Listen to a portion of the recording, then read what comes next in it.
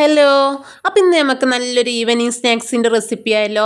അതും ഒരു പഴവും ഒരു കോഴിമുട്ടയും വെച്ചിട്ടാട്ടോ. ഒറ്റ പഴം മതി, നേന്ത്രപ്പഴം. അത് വെച്ചിട്ട് തയ്യാറാക്കി എടുക്കാൻ പറ്റിയിട്ടുള്ള നല്ല ടേസ്റ്റി ആയിട്ടുള്ള ഒരു സ്നാക്സാണ്.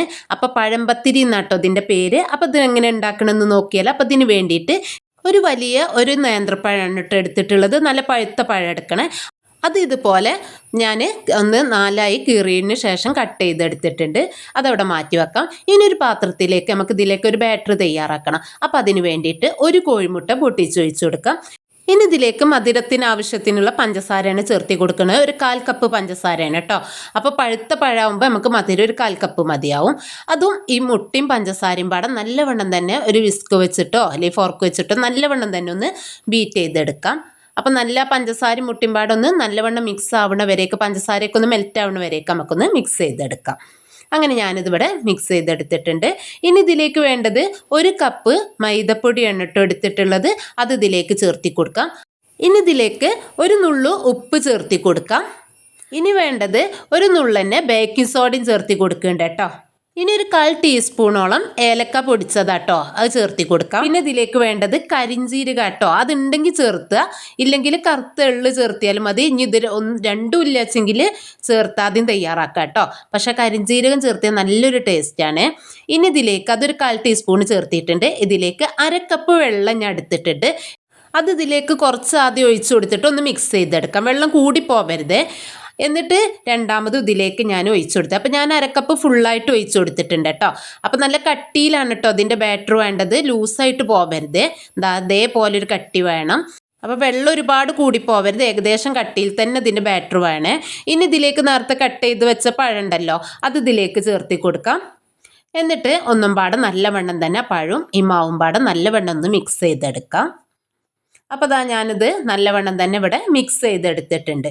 ഇനി ഇത് നമുക്ക് ഫ്രൈ ചെയ്തെടുക്കാം. അപ്പോൾ വളരെ പെട്ടെന്ന് നമുക്ക് റെഡിയാക്കി എടുക്കാം കേട്ടോ. അപ്പോൾ ഒരു പഴമൊക്കെ വീട്ടിലുള്ള സമയത്ത് തയ്യാറാക്കി എടുക്കാൻ പറ്റിയിട്ടുള്ളൊരു അടിപൊളി സ്നാക്സാണ്. ഇനി ഇത് ഫ്രൈ ചെയ്തെടുക്കാം. അപ്പോൾ അതിന് വേണ്ടിയിട്ട് ഇതുപോലെ ഒരു പരന്ന പാനിൽ കുറച്ച് എണ്ണ ഒഴിച്ചു കൊടുക്കുക കേട്ടോ. ഒരുപാട് ഓയിൽ ഒഴിച്ചു കൊടുക്കരുത്. എന്നിട്ട് അതൊന്ന് ചൂടായി വരുന്ന സമയത്ത് നമ്മളൊന്ന് മീഡിയം ഫ്ലെയിമിലാക്കിയതിന് ശേഷം ഒരു തവി മാവ് എടുത്തിട്ട് ഇതുപോലെ ഒന്ന് ഇതിലേക്ക് ഇട്ട് കൊടുക്കാം. എത്രയാണ് നിങ്ങൾക്ക് വലിപ്പം വേണ്ടേച്ച് അതുപോലെ എടുക്കാം.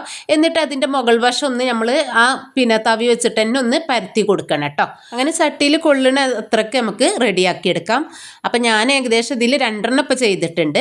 അപ്പോൾ ഇത് നമ്മൾ ചട്ടിയിൽ ഇത് കോരി ഒഴിക്കുന്ന സമയത്ത് തന്നെ ഇത് ജസ്റ്റ് ഒന്ന് പരന്നിട്ടാണ് കേട്ടോ വേണ്ടത്. അതിനാണ് നമ്മൾ മുകളിൽ തവി വെച്ചിട്ട് ഒന്നും പാടെ ഒന്ന് പരത്തി കൊടുക്കാനും പാടെ പറയണത്. ഇനി ഇതിൻ്റെ മുകളിലേക്ക് ഇതുപോലെ ഒന്ന് ഓയിൽ നമ്മളൊന്ന് ആക്കി കൊടുക്കാം. അപ്പോൾ അതിൻ്റെ മുകൾ വശം ഒന്ന് കുക്കായി കിട്ടും കേട്ടോ. ഇനി ഇത് ഒരു വശം നമ്മൾ മീഡിയം ഫ്ലെയിമിൽ ഇട്ടിട്ടാണ് കുക്ക് ചെയ്യുന്നത്. കാരണം അതിൻ്റെ ഉള്ളിലുള്ള പഴംപാട് നമുക്ക് കുക്കാവണം. ഇനി ഇത് നമുക്കൊന്ന് തിരിച്ചിട്ട് കൊടുക്കാം. അപ്പോൾ തിരിച്ചിട്ട് കൊടുക്കുമ്പോൾ നല്ലവണ്ണം ശ്രദ്ധിച്ചിട്ടൊന്ന് തിരിച്ചിട്ട് കൊടുക്കാം. അങ്ങനെ ഇത് തിരിച്ചിട്ട് കൊടുത്തിട്ടുണ്ട്. അങ്ങനെ അടിവശം ഒന്ന് നല്ലവണ്ണം ഒന്ന് കുക്കായി വന്നതിന് ശേഷം നമുക്കിത് എണ്ണയിൽ നിന്ന് കോരി മാറ്റാം. അപ്പോൾ വളരെ പെട്ടെന്ന് റെഡിയാക്കി എടുക്കാം. നമ്മൾ തീ കൂട്ടി വെച്ചിട്ട് ഒരിക്കലും ഫ്രൈ ചെയ്തെടുക്കും. ഒരു മീഡിയം ഫ്ലെയിമിലിട്ടിട്ട് നമുക്കിത് റെഡിയാക്കി എടുക്കാം. അപ്പോൾ ഒന്നും പാടെ ഞാൻ തിരിച്ചിട്ടിട്ടുണ്ട്. അപ്പോൾ അടിവശം ഇത് റെഡി ആയിട്ടുണ്ട് കേട്ടോ. അപ്പോൾ നമുക്ക് ആ ഉള്ളിലെ പഴം ഒന്ന് കുക്കാവേണ്ട ടൈം മതി. അപ്പോൾ അതിവിടെ റെഡി ആയിട്ടുണ്ട്. ഏകദേശം ഇതുപോലൊരു ഗോൾഡൻ ബ്രൗൺ കളറാവണം കേട്ടോ. അപ്പോഴാണ് കഴിക്കാൻ നല്ല ടേസ്റ്റ്. അങ്ങനെ ഞാൻ ബാക്കിയുള്ളത് ഇതുപോലെ തന്നെ ഫ്രൈ ചെയ്തെടുത്തിട്ടുണ്ട്.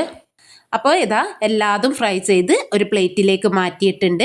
അപ്പോൾ ഇതുപോലെ ആരെങ്കിലും ഈ പഴംപത്തിരി തയ്യാറാക്കാത്തവരുണ്ടെങ്കിൽ തീർച്ചയായിട്ടും ഒന്ന് ഉണ്ടാക്കി നോക്കണേ. നല്ല ചൂടോട് കൂടിയിട്ട് കഴിക്കണേ, നല്ല ടേസ്റ്റാണ്. പിന്നെ നമ്മളെ പഴംപൊരിൻ്റെ പോലെ ഒന്നുമല്ല കേട്ടോ, വേറൊരു ടേസ്റ്റ് തന്നെയാണ് ഇതിന്. അപ്പോൾ ഇത് ഞാനൊന്ന് കട്ട് ചെയ്തിട്ട് കാണിച്ചു തരാം അതിൻ്റെ ഉൾവശം എങ്ങനെയാണെന്ന്. അപ്പോൾ പഴമൊക്കെ നല്ലവണ്ണം തന്നെ കുക്കായിട്ടുണ്ട്. അപ്പോൾ പുറമേ നല്ലൊരു ചെറിയൊരു മൊരിഞ്ഞിട്ടും ഉള്ളിലെല്ലാം സോഫ്റ്റ് ആയിട്ടുള്ള ഒരു ഐറ്റമാണ്. പിന്നെ കഴിക്കുമ്പോൾ ഇടയിൽ ആ ഒരു കരിഞ്ചീരകം കടിക്കുമ്പോൾ പ്രത്യേക ടേസ്റ്റും പാടാണ് കേട്ടോ. അപ്പോൾ എല്ലാവരും ഒന്ന് ഉണ്ടാക്കി നോക്കണേ. അപ്പോൾ അടുത്ത നല്ലൊരു വീഡിയോ ആയിട്ട് വരാം.